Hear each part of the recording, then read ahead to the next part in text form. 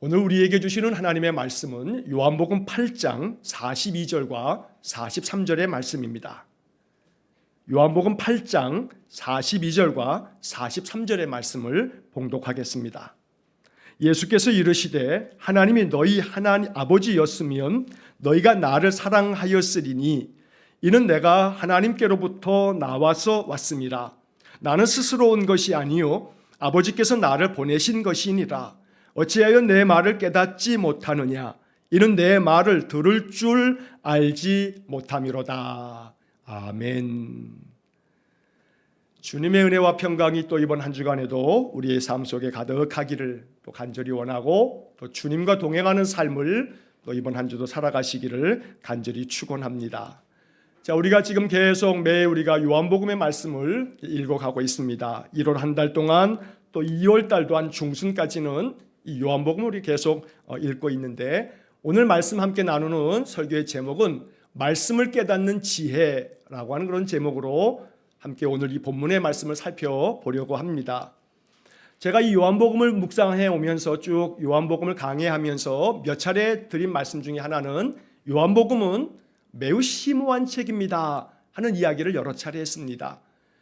다른 복음서들과는 달리 요한복음은 아주 굉장히 깊이 있는 그런 이야기들을 다루고 있고 영적인 이야기를 다루고 있기 때문에 사실 요한복음에서는 예수님의 말씀을 깨닫지 못하는 사람들이 예수님 말씀에 대한 오해를 하게 되고, 그래서 심지어 예수님을 죽이려는 그런 마음까지 갖게 되어지는 그런 이야기들을 우리가 지금까지 쭉 읽어오고 있지요.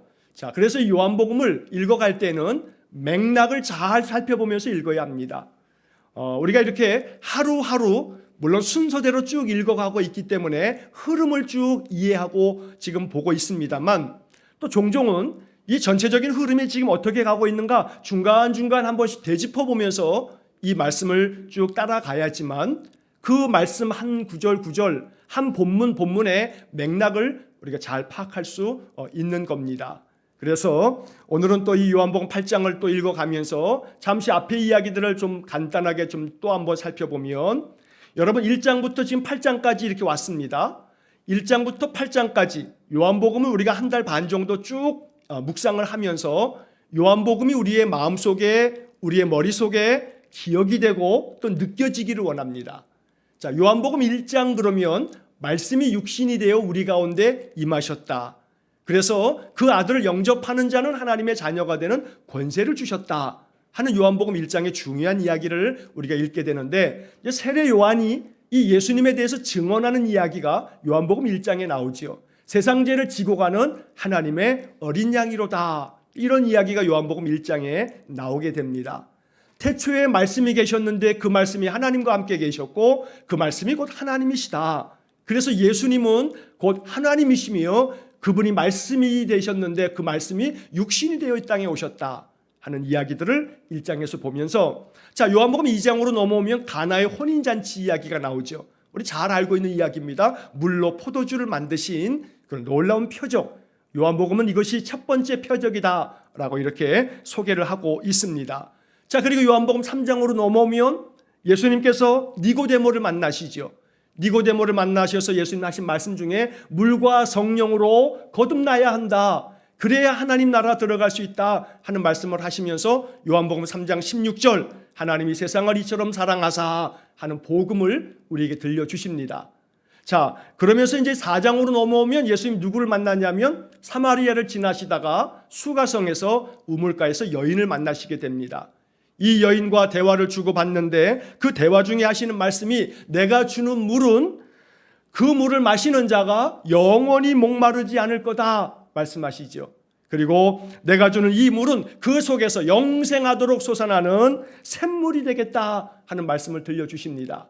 이 사마리아 여인은 자기가 만난 이분이 메시아임을 알고 사마리아 성내에 들어가서 내가 메시아를 만났다고 전하면서 이 사마리아 사람들이 예수를 믿게 되는, 처음에는 당신 여인, 그 여인을 말하는 겁니다. 당신의 말을 듣고서 우리가 나왔지만 이제는 예수님 말씀을 듣고 우리가 믿는다고 하는 이야기도 나오지요.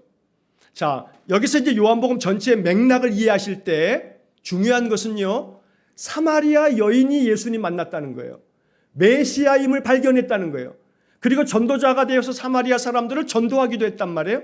그런데 그 이후로 이 사마리아 여인과 만나는 4장 이야기 이후로는 유대인들의 이야기가 쭉 나오는데, 예수님 만난 유대인들은 사마리아 여인과는 달리 예수님의 말씀을 곡해하고 예수님 말씀 깨닫지도 못하고 오히려 예수님을 박해하고 예수님을 죽이려고 하더라. 여러분, 이것이 요한복음에서 우리가 보아야 할 커다란 구조입니다. 요한복음의 틀입니다. 사마리아 여인은 유대인들이 그토록 멸시하고 천대하고 소외시켰던 사마리아 여인은 예수님 만나고 그 말씀 듣고 메시아시다 하면서 증거자가 되는데, 그러나 정작 아브라함의 자손인 유대인들은 예수를 오히려 박해하고 죽이려고 했다. 이게 이제 요한복음의 전체적인 어떤 사건의 골격이 된다. 이게 뼈대다라고 하는 구조 속에서 우리가 이 복음서를 읽어가면, 그러면 이제 오늘 본문의 말씀에서 이 말씀을 깨닫는 지혜에 대한 이야기를 우리가 더 깊이 이해할 수가 있는 겁니다. 자, 4장에서 이렇게 사마리아 여인 만나시고 난 다음에 5장으로 넘어오면 예수님께서 예루살렘에 가셔서 예루살렘에 있는 베데스다 연못에서 38년 된 병자를 고쳐주십니다. 자, 38년 된 병자를 안식일 날 고쳐주셨다는 이유로 예수님을 박해하기 시작하죠. 안식일법을 어겼다고. 자, 이때서부터 예수님에 대한 긴장과 또 이렇게 주시하면서 예수를 계속해서 관찰하는 그러한 시각이 이 예루살렘의 사내들인 공회 가운데 생긴 겁니다. 저 사람이 무슨 일 하나, 무슨 말 하나 계속 바라보면서 우리가 보았던 성경 구절에 고발할 조건을 자꾸 찾기 위해서 눈독을 들이고 있는 거죠. 자, 이렇게 해서 베데스다 연못가에 이 38년 된 병자를 고치시고 난 다음에 5장으로 넘어오면 오병이어의 기적이 펼쳐지게 됩니다. 예수님 오병이어의 기적을 펼치시면서 나는 생명의 떡이다. 이제 이 6장에 나오는 오병이어의 기적서부터 예수님의 말씀이 매우 영적인 말씀이 증거되기 시작합니다. 이 오병이어 기적 이후에 예수님은 나는 생명의 떡이다 말씀하시면서 바로 내가 줄 떡은 세상을 위한 나의 살이니라 라고 말하는 거죠. 그러면서 주님은 내 살은 참된 양식이요 내 피는 참된 음료다. 알쏭달쏭한 말씀을 하시는 거예요. 듣기에 따라서는 굉장히 오해를 살 만한 말씀을 하시는 거죠. 사람의 살을 어떻게 먹고 사람의 피를 어떻게 마시나 이미 우리가 쭉 읽어왔던 그런 이야기들입니다. 자, 그러다 보니 예수님의 이 영적인 말씀들이 어려웠습니다. 사람들은 뭐라고 얘기합니까? 이 말씀이 참 어렵도다. 누가 이 말씀을 들을 수 있겠는가? 누가 이 말씀을 이해할 수 있겠는가 하는 반응도 우리가 6장을 읽으면서 6장 60절에서 그런 구절들을 이미 살피고 우리가 지금까지 이렇게 쭉 왔습니다. 자, 그러면서 이제 예수님의 이야기는 7장으로 넘어오면서 초막절을 맞이하면서 예수님이 초막절의 중간쯤에 이제 예루살렘에 올라가서 여러 그 예루살렘 성전에서 많은 유대인들에게 말씀을 전하십니다. 이 요한복음 7장에 나오는 예수님의 이 초막절 설교, 이 요한복음 7장의 설교는 6장에서 이어지면서 이 7장부터 예수님의 말씀이 아주 심오한 영적인 말씀들을 들려주고 계시는 겁니다. 자, 많은 말씀들 가운데서 주님은 이런 말씀을 하십니다. 내가 너희와 함께 조금 더 있다가 나를 보내신 이에게로 내가 돌아가겠노라 말씀하시면서 너희가 나를 찾아도 나를 만나지 못할 터이요 나 있는 곳에 오지도 못할 거다라는 말씀을 하십니다. 그러니까 사람들이 이 이야기를 들으면서 나타내는 반응이 뭐냐면 저 사람 어디 가길래 우리가 만나지 못한다고 하는 거지? 저 사람들이 저 우리 민족이 흩어져 있는 많은 저 헬라 제국의 여러 나라에 흩어져 있는 사람들에게 가서 그 사람들에게 가르침을 주려고 멀리 떠나려고 하는가? 이런 이야기도 하게 되는 겁니다. 또 한편에서는 7장 36절에 보게 되면 예수님께서 나를 찾아도 너희들이 만나지 못할 터이요 나 있는 곳에 오지도 못하리라 또 한 번 말씀하시니까 사람들이 이야기하기를 저 사람이 자결하려는가 하는 이야기도 하게 되는 겁니다. 자, 예수님의 말씀이 점점 심오한 말씀으로 영적인 말씀을 들려주시기 시작하자 사람들의 반응은 그 이야기를 이해 못하는 겁니다. 알아듣지 못하는 거예요. 그러니까 자꾸 예수님 말씀에 대해서 자결하려고 스스로 자살하려고 그러나 라고 하는 그런 반응을 보일 만큼 엉뚱한 이야기들을 사람들이 하는 거지요. 자, 이렇게 되면서 이제 8장으로 넘어오면서 예수님께서 이런 말씀을 또 8장에서 이어서 하십니다. 또다시 말씀하시기를 뭐라고 말씀하시냐면 내가 갈 거다. 내가 가리니 너희가 나를 찾아도 너희 죄 가운데서 죽겠고 내가 가는 곳에는 너희가 오지 못할 거다. 그러니까 7장과 8장에서 예수님은 한 두세 번 뭐라고 말씀하시냐면 내가 곧 가겠다. 너희가 나 있는 곳에 오지 못할 거다. 나를 다시 만나지 못할 거다. 이런 말씀을 하신단 말이에요. 우리는 이 요한복음의 말씀을 여러 번 또 듣기도 하고 또 배우고 읽고 있고 그러기 때문에 이 말씀이 예수님 죽음을 이야기하시는 거구나. 또 예수님 부활하신 다음에 하늘에 승천하실 것을 말씀하시는구나. 이런 것들을 우리가 느낄 수 있지만 그러나 2000년 전에 이 유대인들은 예수님이 말씀 들으면서 알아들을 수가 없었다는 겁니다. 자, 8장에서 예수님께서 음행하다가 현장에서 잡힌 여인에 대한 이야기가 또 나오게 되죠. 자, 이 말씀을 하시면서 이제 이 사건 이후에 예수님 하신 말씀 중에 아주 중요하고 위대한 말씀을 한 말씀 하셨습니다. 너희가 내 말에 거하면 참으로 내 제자가 되고 진리를 알지니 진리가 너희를 자유롭게 하리라 말씀하셨어요. 자, 이 말씀을 하시니까 사람들의 반응이 또 깨닫지 못하고 뭐라고 하냐면 우리가 지금까지 종이 된 적이 없다. 우리는 아브라함의 자손으로 자유인으로 지금까지 살았는데 뭐 자유롭게 되겠다고 하나 우리는 종이 된 적이 없는데 이런 반응을 보이는 겁니다. 예수님께서는 이 이야기를 들으면서 뭐라고 말씀하시냐면 너희들이 죄 가운데 있으면 죄의 종이다 라고 말씀하세요. 그러니까 전혀 생각해 보지 못했던 종이라고 하는 것이 내 육신이 주인에게 그저 속박을 당하면서 말 그대로 노예의 상태를 말하는 줄 알았는데 예수님은 전혀 다른 죄의 종이다라는 그런 이야기를 하시더라는 겁니다. 그러니까 전혀 차원이 다른 말씀을 이해하기가 어려웠던 겁니다. 자, 그래서 이제 이 이야기들을 들으면서 우리는 남의 종이 된 적이 없다. 우리는 자유인이다. 우리는 아브라함의 자손들이다. 라는 이야기를 하니까 예수님 하시는 말씀이 나도 너희가 아브라함의 자손인 것을 안다. 말씀하시면서 너희들이 만약에 아브라함의 자손이었다면 나를 죽이려 하지 않았을 거다. 라는 말씀을 던지는 거예요. 그러니까 사람들은 뭐라고 하냐면 당신이 미쳤구나. 누가 당신을 죽인다고 하는 거야. 그러나 사실 산헤드린 공회 안에서 예수를 죽이려고 하는 음모가 계속 진행되어지는 것을 물론 백성들 중에 모르는 사람도 있었던 겁니다. 하지만 예수님의 이 설교를 듣는 사람들 중에 산헤드린 공회 사람들도 그 자리에 있었기 때문에 그 사람들은 마음이 뜨끔했겠죠. 어떻게 알지? 자기를 죽이려고 하는 것을 어떻게 지금 알아차렸지? 아마 싶었을 겁니다. 예수님은 모든 되어지는 일들의 모든 상황과 그 중심과 그 속을 꿰뚫어 보시는 분입니다. 세상 만물의 모든 이치를 가장 정확하게 판단하시고 아시는 분이십니다. 전지전능이라고 하는 말을 우리가 합니다만 예수님은 모든 것에 능하실 뿐만 아니라 모든 것을 아시는 성자 하나님이십니다.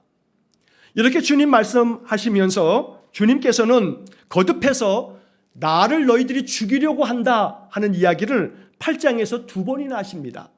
여러분 8장 성경 말씀을 보시면 37절에 보시면 나도 너희가 아브라함의 자손인 줄 아노라 그러나 내 말이 너희 안에 있을 곳이 없으므로 나를 죽이려 하는도다. 37절에 그렇게 되어 있습니다. 또 40절을 보시면 지금 하나님께 들은 진리를 너희에게 말한 사람인 나를 죽이려 하는도다. 예수님은 이렇게 37절과 40절에서 너희들이 지금 나를 죽이려고 한다 두 번이나 이야기를 하고 있는 겁니다. 왜 그러냐 하면 말씀을 깨닫는 지혜가 없기 때문입니다. 사람들 가운데 말씀을 깨닫는 지혜가 없으니까 어떻게 하냐면 심지어 하나님이 보내신 예수님을 죽이려고 하는도다 라고 말씀하고 있는 겁니다. 진리이신 하나님의 말씀을 깨닫는 지혜가 세상에 없으면 세상은 끊임없이 어떻게 하려고 하냐면 사람을 죽이려고 합니다. 여러분, 사람을 죽이려고 하는 그 마음은 세상에 가득합니다. 우리가 사는 세상은 온통 너희가 나를 죽이려 하는도다. 이게 우리가 사는 세상입니다.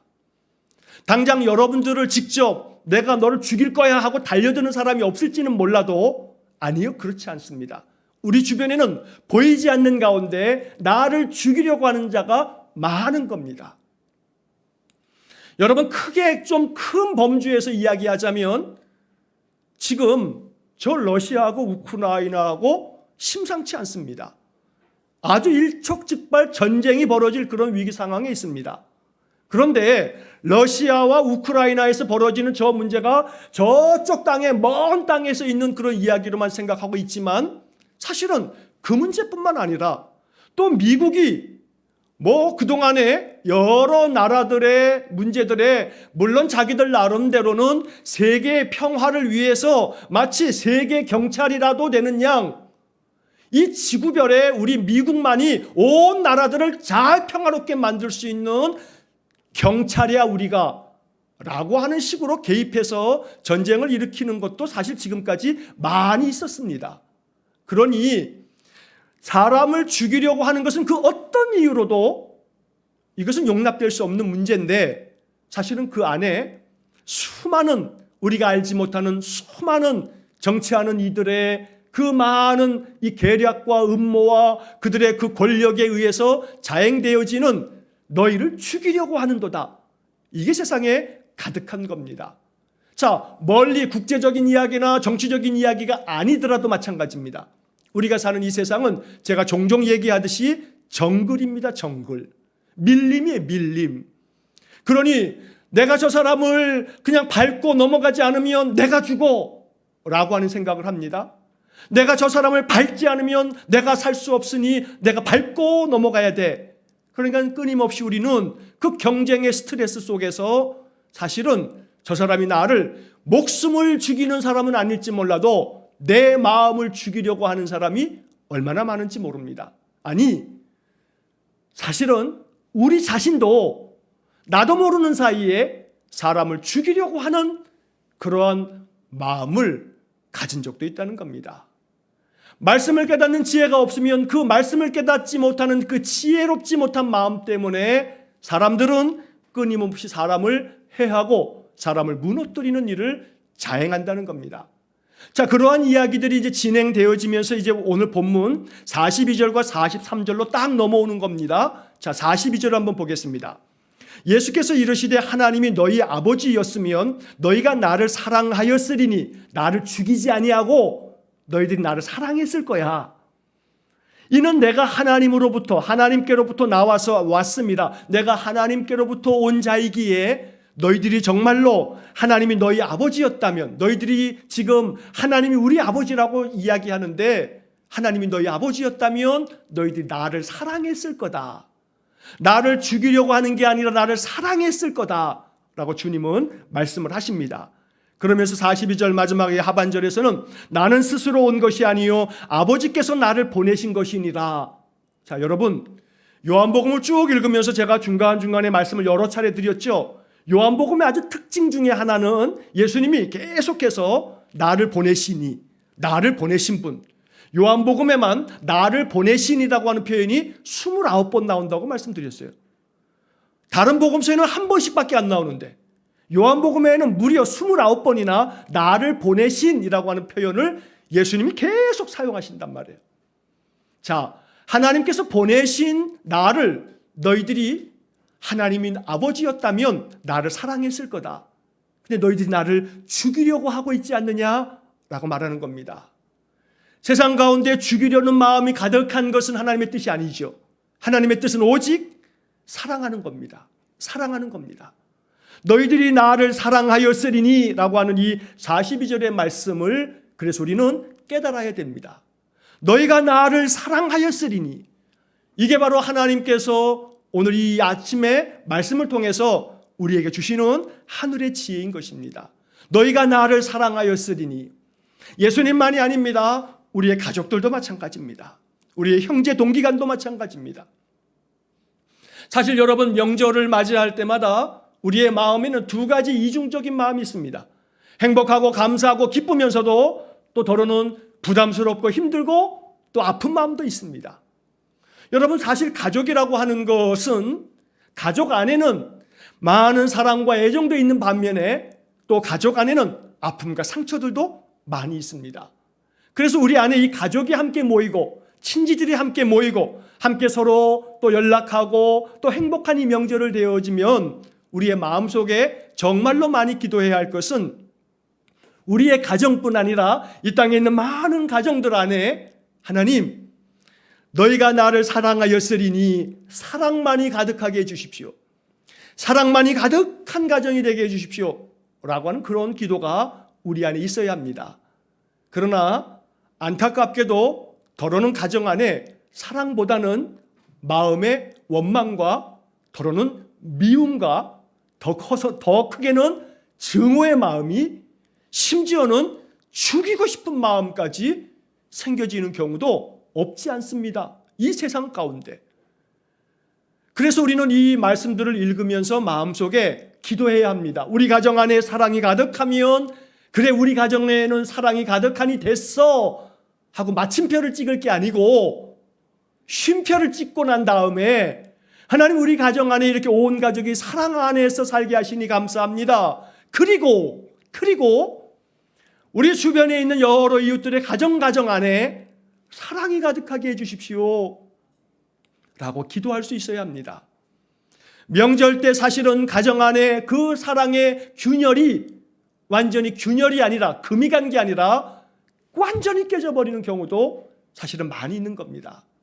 그래서 우리는 우리의 가정, 우리 안에 있는 이 사랑과 행복과 감사함을 넘어서서 쉼표를 찍고 난 다음에 그리고 주님, 우리 주변에 있는 여러 사람들의 삶 속에 오늘 주님이 말씀하신 것처럼 너희가 나를 사랑하였으리니 죽이려고 함이 아니라 증오가 아니라 미움이 아니라 원망이 아니라 사랑함이 그 속에 가득하도록 늘 기도하는 그런 마음이 우리 안에 있어야겠습니다.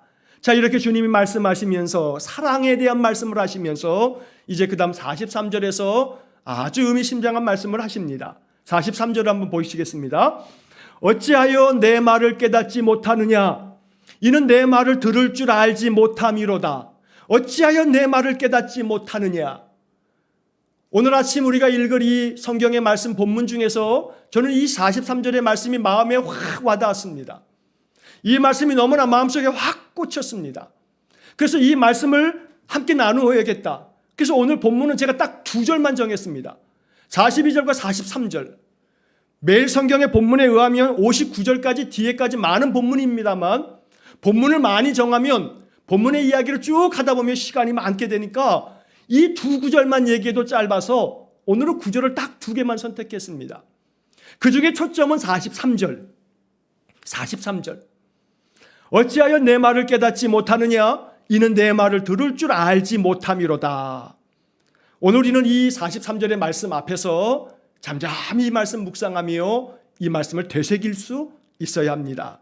주님은 이 주님의 말씀을 듣고 있는 많은 유대인들에게 또 함께 있는 제자들에게 이 말씀을 하고 계시는 겁니다. 말씀을 깨닫지 못하냐? 왜 말씀을 깨닫지 못하냐? 자, 이 깨닫지 못하는 그 마음, 사실 사람들은 그렇다 치더라도 제자들도 예수님 말씀을 깨닫는데 참 많은 어려움이 있었습니다. 그래서 특별히 사복음서 중에 마가복음은요, 예수님이 제자들에 대한 그러한 꾸지람이 많이 나옵니다. 뭐냐 하면 어찌하여 깨달음이 없느냐? 아직도 깨닫지 못하냐? 이런 말씀을 주님이 많이 말씀하시는 겁니다. 마가복음 8장 17절 말씀에 예수께서 아시고 이르시되 너희가 어찌 떡이 없으므로 수군거리느냐? 아직도 알지 못하며 깨닫지 못하느냐? 너희 마음이 둔하냐? 이렇게 말씀하세요. 여러분 좀 굉장히 직설적이지 않아요? 예수님 말씀을요 돌려 말하는 게 없어요. 더러는 직설적으로 말씀하세요. 제자들에게 아주 그것도 그들 앞에서 아직도 알지 못하며 깨닫지 못하느냐? 너희 마음이 둔하냐? 여러분 이 말씀이 얼마나 민망한 말씀입니까? 예수님이 이 말씀뿐만이 아니에요. 마가복음 8장 21절에 보면 이르시되 아직도 깨닫지 못하느냐 하시니라. 아직도 깨닫지 못하냐는 말씀을 마가복음에서는 여러 차례 말씀하십니다. 마가복음 9장 32절에서는 또 이렇게도 말씀합니다. 그러나 제자들은 이 말씀을 깨닫지 못하고 묻기도 두려워하더라. 자꾸 주님의 말씀과 주님 행하시는 일들을 깨닫지 못하더라 하는 겁니다. 이게 예수님의 12 제자들의 모습이고 또 누구의 모습이에요? 우리의 모습이에요. 우리의 모습이에요. 깨달음이 없는 거예요. 그래서 좀 전에 말씀드린 42절의 말씀을 제가 이 43절의 말씀을 가지고서 42절을 해석하는 겁니다. 어찌하여 깨닫지 못하느냐, 주님 43절에서 말씀했는데 뭘 깨닫지 못하는 거냐 하면 너희들이 하나님을 아버지라고 하면서 왜 나를 죽이려고 하느냐. 너희가 하나님을 아버지라고 하였다면 너희가 나를 어떻게 했다고요? 사랑하였으리라. 사랑하지 못하는 것을 보니 너희가 아직도 깨닫지 못하는구나 하고 주님 말씀하시더라는 겁니다. 그래서 오늘 우리들은 이 말씀을 읽으면서 말씀을 깨닫는 지혜야말로 우리가 구해야 할 중요한 기도다. 여러분, 많은 기도 생활 중에 말씀을 깨닫는 지혜를 주십시오. 내가 찬송을 부르는데 그 찬송의 가사를 통해서 하나님의 음성이 막 느껴지고 그 가사를 통해서 깨달음이 찾아오는 거. 내가 기도를 한마디 한마디 기도하는데 내 입에서 나온 기도가 정말로 내 마음속에 깨달아지는 기도가 되는 거. 종종은 내가 내 입으로 기도했는데도 불구하고 내가 기특해. 야, 내가 어떻게 이런 기도를 했지? 내 기도에 내가 감동이 돼. 그게 하나님 은혜입니다. 나의 기도의 삶 속에서도 하나님께서 내 기도를 통해서 말씀하실 때가 있고, 나의 삶 속에서 벌어지는 여러 가지 일들을 통해서도, 내 주변 환경을 통해서도 여러 가지 벌어지는 사건들을 보면서도 깨닫는 지혜가 있어요. 아, 이렇게 하면 안 되는 것이었는데, 내가 이렇게 하지 말았어야 하는데 라고 하는 생각이 깨달음이 될 때도 있고, 하나님께서 내 삶 속에 이렇게 개입하셨구나 깨달아질 때도 있다는 겁니다. 여러분, 그래서 깨달음이라고 하는 것은 하나님께서 우리에게 주시는 놀랍고 귀한 선물입니다. 이 깨달음을 위해서 우리는 늘 기도해야 합니다. 그 중에서 으뜸은 하나님이 우리에게 선물로 주신 약속의 말씀, 이 말씀을 깨닫는 지혜, 이것이 우리의 삶 속에 너무너무 큰 축복이 된다는 겁니다. 왜냐하면 여러분, 깨달음이라고 하는 것은 이게 깨달음을 얻게 되면 이치를 알게 됩니다. 여러분, 이치를 아는 게 대단히 중요합니다.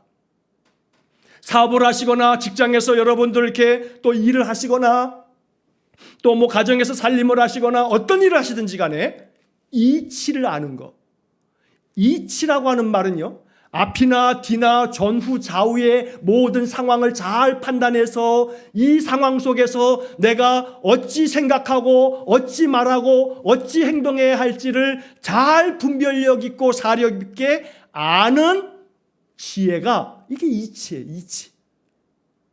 이치에 바른 말을 한다 하는 것은 앞뒤 모든 것이 합리적이고 상식에 맞으며 참 그것이 바른 판단으로 말하는 거, 이게 이치에 맞는 거죠. 그런데 하나님께서 우리에게 주시는 말씀을 통해서 얻게 되어지는 깨달음은 우리에게 이치를 깨닫는 지혜를 준다 이 말이에요. 그래서 여러분, 이것은 세상 그 어떤 학교를 더 많이 졸업했다고 얻는 게 아니에요.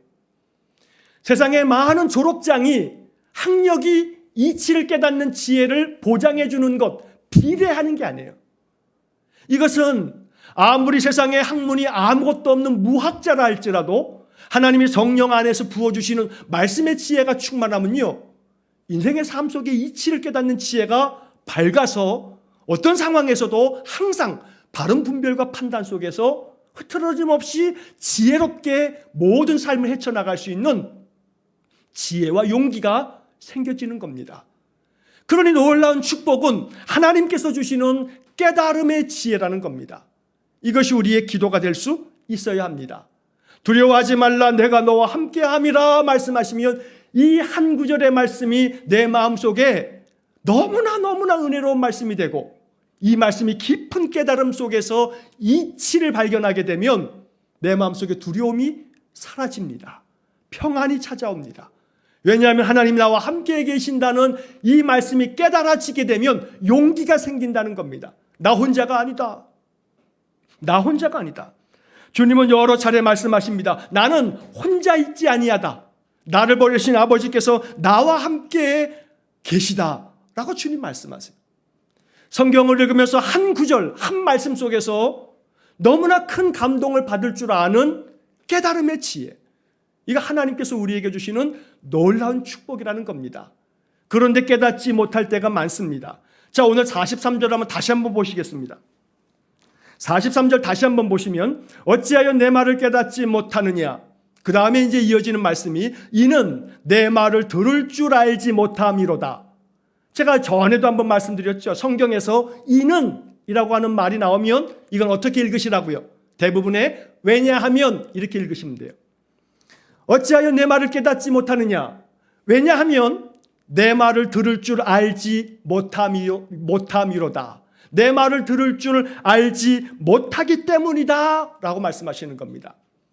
자, 그래서 여러분 주보 안에도 제가 새번역과 쉬운 성경의 번역을 그 안에다가 실어놨는데 새번역 성경을 보면 43절이 이렇게 번역이 되어 있습니다. 어찌하여 너희는 내가 말하는 것을 깨닫지 못하느냐? 그것은 너희가 내 말을 들을 수 없기 때문이다. 자, 쉬운 성경으로 보면 43절 너희가 내 말을 이해하지 못하는 이유가 무엇인지 아느냐? 그것은 너희가 내 말을 알아들을 수 없기 때문이다.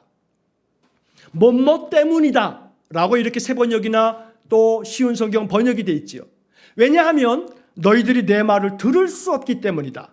왜냐하면 너희가 내 말을 알아들을 수 없기 때문이다. 그러면 이제 이 말씀에 대한 묵상이 우리에게 이제 다가오는 교훈은 바로 이것입니다. 내 말을 들을 수 없고 내 말을 알아들을 수 없기 때문에 너희들이 내가 말하는 것을 깨닫지 못한다. 주님 말씀하고 계십니다. 그러면 여기서 이제 우리는 이제 말씀을 정리하면서 이런 묵상을 하게 되지요. 주님의 말씀을 들을 수 없기 때문이다.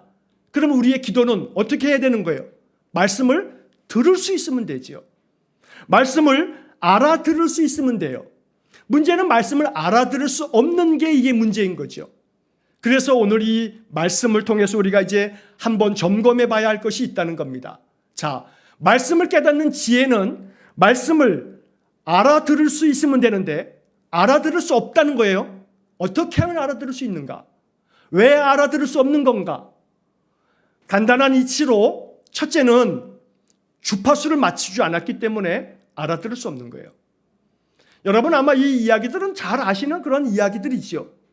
뭐 지금이야 이제 뭐 핸드폰도 그렇고 뭐 다 스마트폰이고 뭐 TV뿐만 아니라 라디오는 뭐 골동품 같이 여겨집니다만 라디오만 있던 시절에 또 텔레비전이 처음 나왔을 시절에 가장 중요한 건 뭐냐면 주파수 맞추는 거예요. 주파수 맞추는 거. 주파수를 맞추지 못하면 안 들려요, 안 들려. 사실은 너희가 내 말을 들을 수 없기 때문이다라고 하는 이 말씀 속에는 말하는 자의 문제가 아니고 이 말을 듣는 자의 문제. 다시 말해서 너희가 말을 들을 수 없기 때문이다. 너희가 말을 알아들을 수 없기 때문이다. 방송국에서 전파를 다 송신하게 되면 저 보내는 송신기의 문제가 아니고 뭐의 문제라고요? 수신기의 문제라고. 수신기의 문제라고. 예전에도 제가 한번 설교 중에 그런 말씀 드린 적이 있어요. 텔레비전 맨 처음 나왔을 때 여러분 텔레비전을 보려면 뭐가 있어야 됐어요? 안테나가 있어야 됐어요. 안테나가 맨 처음에 텔레비전 나왔을 때는 바깥다가 장대 하나 세워놓고 철로 된 장대 세워놓고 거기에 이렇게 안테나 있었잖아요. 안테나 어떻게 해야 돼요? 빙글빙글 돌려야 해서 맞춰야 돼. 옛날에 저희 집에도 텔레비전 처음 이제 딱 아버지가 사갖고 오셔가지고 집에다가 텔레비전 수상기를 딱 놓고 그 다음에 선 쫙 연결해가지고 안테나 바깥에 세워놓고 아버지가 저 담장 위에 올라가가지고 지붕 위에 올라가서 안테나 붙들고 빙글빙글 돌리면서 야 진정아 나오냐? 진정아 나오냐? 그러면서 안테나 방향 맞춰놓고서 지지직 하면서 화면이 잘 안 나왔다가 탁 잡힌다 이 말이에요. 라디오도 마찬가지죠. 라디오 다이얼을 돌리면서 주파수를 딱 맞아야 소리가 맑고 깨끗하게 들립니다. 오늘 우리의 시대도 마찬가지입니다. 그냥 이 스마트폰 시대에는 핸드폰 그냥 열기만 하면, 그냥 손가락으로 몇 번만 누르기만 하면 다 자동으로 될 줄 알지만 자동으로 되는 게 아니에요. 기술이 너무 좋아가지고 여러분 와이파이니 뭐니 이런 거 다 그냥 자동으로 다 신호를 잡고 있지만 아니에요. 영적인 삶에서 자동은 없어요. 영적인 삶이 자동으로 되겠지라고 생각하시면 안 돼요. 자동으로 되는 건 딱 하나가 있어요. 마귀가 우리의 마음속에 심어주는 잡초. 이거는 심지도 않아도 자동으로 나요. 그러니 잡초는 심지도 않아도 지들이 알아서 막 자라나지만 곡식은요, 심어야만 나고 곡식은요, 심은 것만 나요. 그러니 내버려둬도 자동으로 되는 것은 마귀의 일밖에 없어요. 영적인 일, 은혜의 일은요, 심어야만 나와요. 돌봐야만 나와요. 그렇기 때문에 영적인 일은 맞춰야 돼요. 내가 주파수를 맞춰가야 돼요. 찬송하며 기도하며 말씀을 펴서 읽고 묵상하며 예배에 참석하며 선포되는 설교를 또 들으면서 내 마음을 자꾸 하나님을 향해서 방향을 맞춰야 돼요. 안테나 맞추듯이, 안테나로 주파수 맞추듯이 어디서 주님이 말씀하시나, 어느 순간에 내게 말씀하시나, 마치 안테나의 방향을 자꾸 돌리면서 방향을 한 곳에 고정하여 딱 맞추듯이 주님 앞에 늘 내 방향을, 내 마음의 방향을 주님께 두면서 어디서 언제 주님이 말씀하실지 모르니 주님을 향해서 마음 고정. 텔레비전을 보다 보면 사람들이 그런 얘기하죠. 자기 지금 이 프로가 잠깐 광고를 하고 올 텐데 어떻게 하라고요? 채널 고정. 그런단 말이에요. 우리의 인생의 삶의 채널 고정. 하나님 앞에 채널 고정. 그게 뭐예요? 말씀을 깨닫는 지혜예요. 지혜. 자꾸 채널을 일로 돌리고 절로 돌리고 리모컨으로 손가락만 돌리면 되니까. 리모컨 없던 시절이 좋았죠. 채널 한번 돌리려면 텔레비전 가가지고 채널 돌려야 돼. 근데 이거 앉아가지고 누워가지고 그냥 꾹꾹 단추만 누르면 되니까 너무나 쉬워졌는데, 그렇게 단추 몇 번 누르면서 채널을 바꿀 수 있는 그 쉬운 우리의 이 삶 속에서도 영적인 일에 있어서만큼은 채널을 하나님께 돌리는 일을 잘 안 하고 휙휙 지나가는 거예요. 휙휙 지나가는 거예요. 채널 고정. 말씀을 한번 읽고 보시면 그 말씀을 채널 고정 깊이 보시는 거예요. 깊이 보시는 거예요. 그러면 그 속에서 샘이 솟듯이 말씀을 깨닫는 지혜가 우리 안에 생겨질 줄로 믿습니다. 주파수를 하나님께 맞추자. 내 마음 잡고 듣는 마음을 가지고 하나님을 향하자. 그래야 들린다. 아무리 하나님 말씀하셔도 하나님께 듣고자 하는 마음이 없으면, 듣는 마음을 딴 곳을 향해서 자꾸 채널을 바꾸면 안 들린다. 아무리 들으려고 해도 안 들린다. 이것을 우리가 좀 알아야겠습니다. 자, 두 번째, 마음에 다른 소리가 가득하면 알아들을 수가 없어요. 마음에 다른 소리가 가득하면 알아들을 수가 없어요. 여러분 흔히 하는 말로, 요즘에야 뭐 집안에 시계도 별로 없습니다만 옛날에는 집집마다 다 괴종시계 있잖아요. 딸랑 왔다리 갔다리 하는 추도 있고 말이에요. 근데 이 뭐 태엽 돌려서 도는 그런 시계도 있고, 시계가 째깍 가는데 이 째깍 거리는 이 시계 소리가 제일 잘 들릴 때가 있어요. 언제예요? 한밤중에 잠들어 있다가 잠이 깨어서 잠을 뒤척이고 있는데 잠을 못 들어요. 왜요? 째깍거리는 소리가 너무 커서. 째깍거리는 시계 소리가 너무 커서 잠을 잘 수가 없네. 그래가지고 신경질 나가지고 그냥 저 시계에 그냥 건전지를 빼버리는 사람도 있어요. 여러분, 째깍거리는 소리가 커요, 작아요? 데시벨로 치면, 소리의 크기를 재는 데시벨로 재면 째깍거리는 소리가 들려요, 안 들려요? 안 들려요. 근데 이 째깍거리는 소리가 너무 커가지고 잠을 설친 적이 있는 분 계시죠? 있어요. 다른 소리가 막 들릴 때는요, 째깍거리는 소리가 절대 안 들려요. 그러나 다른 소리가 하나도 안 들릴 때는 째깍거리는 소리가 너무 크게 들려요. 이게 영적인 이치가 여기에 있어요. 내가 하나님의 소리를 알아듣지 못하고 말씀을 깨닫는 지혜가 없어서 너희가 지금까지도 알아듣지 못하냐 하는 말씀을 들어야 하는 이유는 내 마음속에 딴소리가 가득하기 때문에 그래요. 다른 소리가 많기 때문에 그래요. 그러니 다른 소리를 조금 줄이면, 많이 줄이면 하나님의 세미한 음성이 너무 크게 들린다 이 말이죠. 그래서 마음속에 기도해야 돼요. 다른 소리가 들리지 않으려는 것은 내 마음이 자꾸 다른 데 마음이 가 있는 거예요. 그러니까 내 마음이 너무너무 분주해서 하나님의 그 지혜 가득한 세상의 모든 이치를 깨닫게 하는 말씀이 들려지지 않는 거지요. 마음 분주하지 마시고 마음을 가라앉히면서 주님, 내 마음속에 주의 말씀을 듣겠으니 내 마음을 고요하고 잠잠하게 만드사 지혜를 주시는 하나님의 말씀을 깨닫도록 내 마음 가운데 말씀해 주십시오 하고 기도하는 겁니다. 그럴 때 주님이 들려주시는 말씀을 통한 지혜가 우리 속에 샘솟게 되면 많이 고민하고 있는 문제를 어떻게 해결하면 좋을까에 대한 바른 이치가 깨달아진다 이 말입니다. 인생의 문제 가운데 모든 실마리를 풀어가는 것은 하나님이 하늘의 지혜를 주셔서 하나님 주시는 이치를 깨닫고 어떤 일들을 행해갈 때 여기서 바른 해답을 찾아갈 수 있는 겁니다. 그래서 저는 이 말씀을 깨닫는 지혜라고 하는 이 말이 사실은 우리의 인생의 삶을 살아가는 열쇠다. 이게 복이다. 인생의 삶을 어찌하면 좋을까? 내가 지금은 어떻게 사는 것이 좋을까?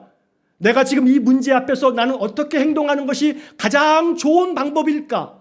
이 모든 것들을 깨달으려면 하나님이 주시는 하늘의 지혜가 우리 안에 들려져야 되는데 오늘 이 43절처럼 아무리 하나님 말씀하셔도 어찌하여 내 말을 깨닫지 못하느냐? 깨달음이 없으면 우왕좌왕 자기 생각대로 막 하다가 자충우돌 그러면서 낭패와 절망에 빠지면 하나님 원망하고 하나님 안 도와줘 주셨다고 하나님께만 모든 책임을 전가하면서 에이 이렇게 믿으니 믿음을 버리는 게 낫겠다 이렇게 돌아간다면 안타까움이 그지없을 거예요. 하나님이 내가 지혜로운 이치를 다 깨닫게 해주려고 말을 하여도 너희가 듣지 않는구나. 이것이 오늘 주님의 마음입니다. 말씀을 깨닫는 지혜가 우리 안에 있기를 축복합니다. 이 말씀을 깨닫는 지혜가 있도록 우리 자녀손들을 위해서 축복하며 기도하시기 바랍니다.